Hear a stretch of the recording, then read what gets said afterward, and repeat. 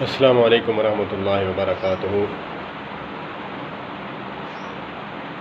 ایک شاعر انشاءاللہ شعر پڑھنے لگا ہوں۔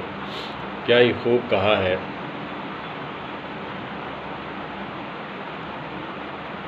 وہ معزز تھے زمانہ میں، وہ معزز تھے زمانہ میں، عامل قرآن ہو کر ہم ذلیل و خوار ہوئے تارک قرآن ہو کر۔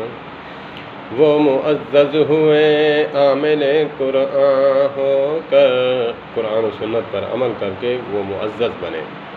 ہمارے اہل بیت اطہار، صحابہ کرام، اولیاء کرام، بزرگان دین، وہ معزز ہوئے عامل قرآن ہو کر ہم ذلیل و خوار ہوئے تارک قرآن ہو